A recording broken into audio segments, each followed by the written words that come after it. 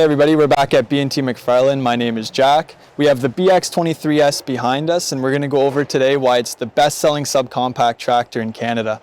So just before we start here, we have the BX lineup in Kubota. It actually comes with the BX1880, BX2380, BX23s, and the BX2680.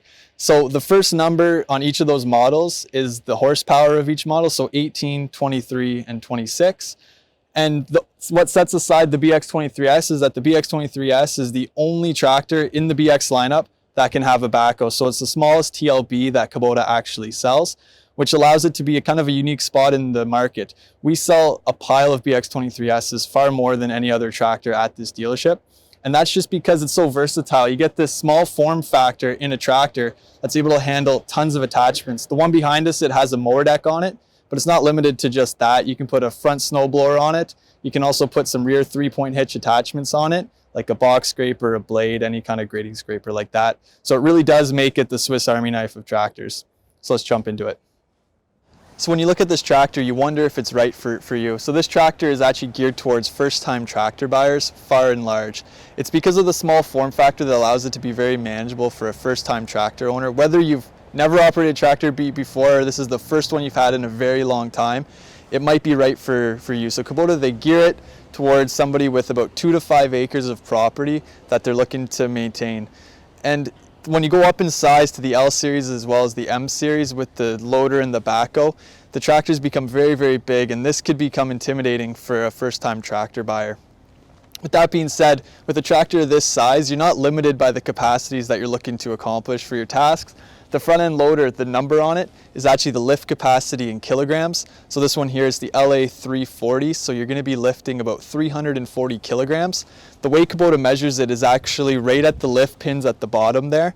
So an actual real world number, you're going to be closer to 500-600 pounds with the bucket, and even less when you have the forks on. The backhoe too is actually pretty capable.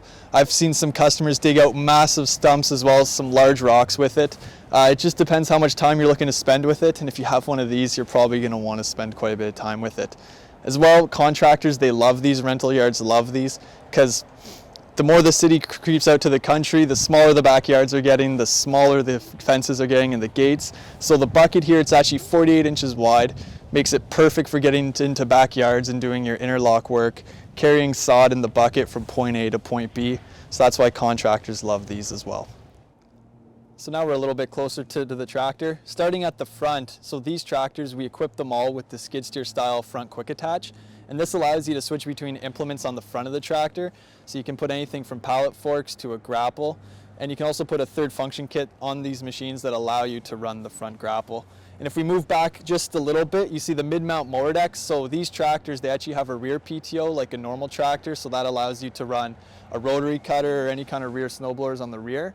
And it also allows you to have a mid-PTO, which allows you to have these mower decks underneath the tractor. As well, you can get a PTO extension kit that allows you to run the PTO from the middle of the machine to the front of the machine. So you can actually have the convenience and the luxury of having the front snowblower that allows you to control it with the front loader stick. And if you look at the back here, you have the backhoe, which we send them all with a mechanical thumb on the back, so that allows you to grab rocks and logs. And one difference here, when you can look at the ROPS bar, is on your BX2380 and your 2680 and the 1880 even, the ROPS bar on this is going to be a lot narrower than the 23S, and that just allows you to have the swivel seat here, because in order to use the backhoe, you pick up the seat and it spins around. And if the ROPS bar was the same as on the 2380, you actually wouldn't have as much room there. So they actually widen out the ROPS bars a little bit in order to give you a little bit more room when you're operating your backhoe. So the operator's platform on the BX23s is actually very nice. It has a nice flat floor with some really deluxe handles and switches that are located here. So over on your other side here, on the left-hand side of the operator, that's where you have your yellow switches, and anything that's yellow on a BX23s denotes a PTO control.